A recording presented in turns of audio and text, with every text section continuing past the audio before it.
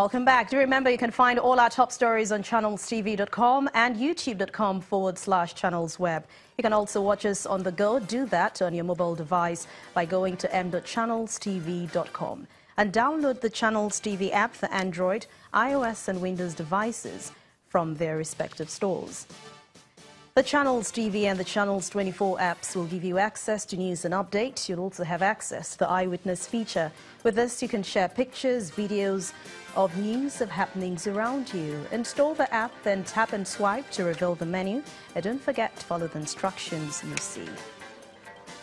Budget staff Moses Motoni has been released by the police after his arrest on Tuesday in Niger State. But earlier today, the public relations officer of the Nigeria Police, Jimoh Moshood, told Channels Television that Mr. Motoni was not arrested by men of the Special Anti-Robbery Squad as being alleged in some quarters. He says that he was arrested by a police team on the case of inciting public disturbance reported against him which occurred on the 1st and the 2nd of December 2017 at Bako and Bida villages on the federal constituency projects.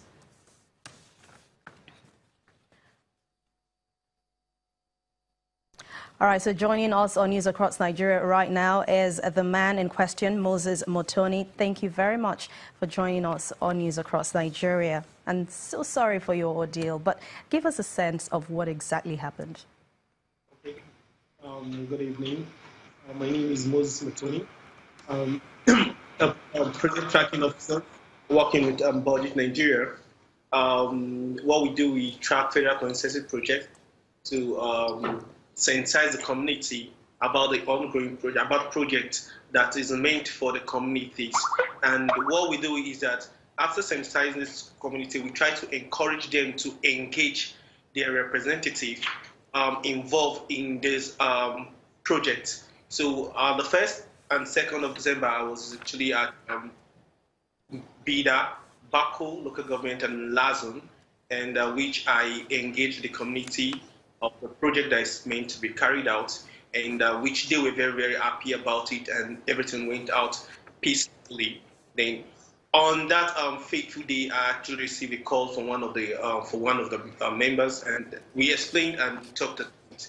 So when I went back to Kaduna to do some other things, I not knowing that I was being tracked all the way to Kaduna, and that was where I was apprehended by the IAR team, and without telling my charge first, it was when I got to the station they told me that I was actually trying to raise a talk which they were trying to impeach the emir of Nupe first.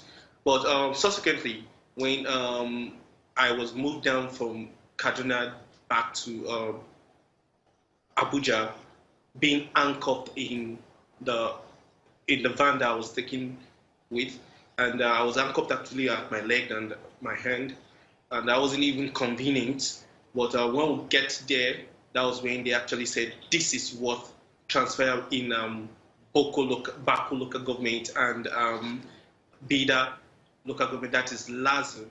And when they explained everything, I actually said what I went there to do was to create a sensitizing program which went out peacefully, and nothing happened after that. But the community, according to what they said, that they were actually going in the midst of raising talks and trying to say that I said that we are trying to impeach the emir of Nupe. Okay, but Mr. Motoni, was that why you were arrested? Did they tell you that was why you were arrested? Okay, initially, I wasn't told why I was arrested initially at the first instance. But how were you treated by the police? Because a lot of people want to know how you were treated. Well, it wasn't fair. It wasn't fair. It was actually, I was refunded. But it was when I was actually at the van, when I was being handcuffed, and I put at my leg and my hand. It actually helped me. Okay, Mr. Motoni, let's clear this now. The Public Relations Officer of Nigeria Police, Moshood Jimoh, already told us that you were not arrested by SARS, that you were arrested by men of the police. Tell us who arrested you. You said, please, I didn't get you very well. The Public Relations Officer, Moshood Jimoh, already told Channels Television that you were not arrested by men of the Special Anti-Robbery Squad. Who arrested you?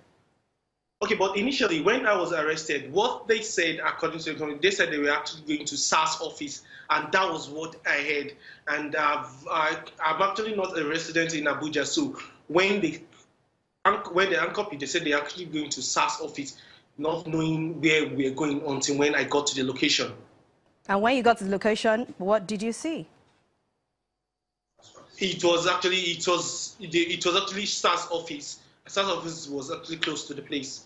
It was actually with SARS office because we had to pass through SARS office, and it was SARS office we used in entering into the premises. All right. Thank you very much, Moses Motoni. Thank you very much as a budget staff. Thank you for your time on News Across Nigeria. We'll be moving to other stories now. We move to Ogun State. Creating more enabling environment for businesses to thrive in the state is paramount to the governor, Ibikunle Amosun. He made this known today on a visit to Sango area of the state, where he commissioned rackets and Unilever factories in Agbara and Honda automobile plant in Sango. He says he is pleased with the increasing number of companies making the Gateway State their hub, and he wants these investors to fulfill their civic responsibilities by paying their taxes promptly and correctly. There's an ongoing industrial revolution in Ogun State, southwest Nigeria, as companies from different industries begin to site their facilities there. The state government is also taking steps to foster economic growth by engaging companies like Reckitt Benckiser, which recently commissioned a new facility in the Agbara area of the state. We've been present in this country, Your Excellency, for over 50 years, and we have invested in a skilled manufacturing facility here in Agbara, Ogun State. Governor Ibikunle Amosun commends the company's management and staff for not resting on their laurels.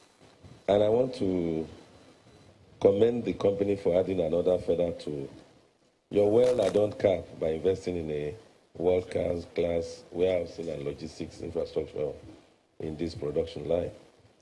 It's a clear demonstration of not only your belief in our administration as a worthy partner, but also a further confirmation of Ogun State. The governor's next assignment is the commissioning of Unilever's facility, also built in Agbara. Senator Amosun has been much more than a welcoming governor to us. He very much has been a champion of the private sector. He's been a mentor when things were very difficult in Nigeria, and many of us thought that perhaps our dreams will not come true in terms of business practice.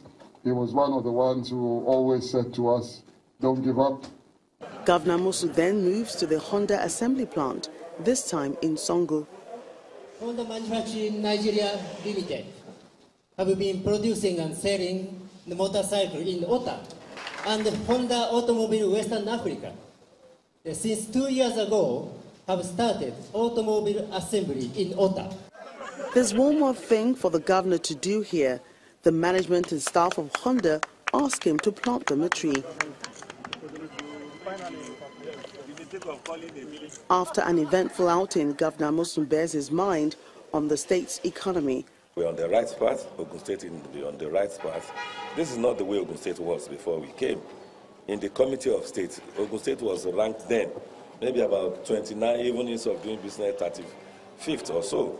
Today, without sounding immodest, it's not possible that we count states.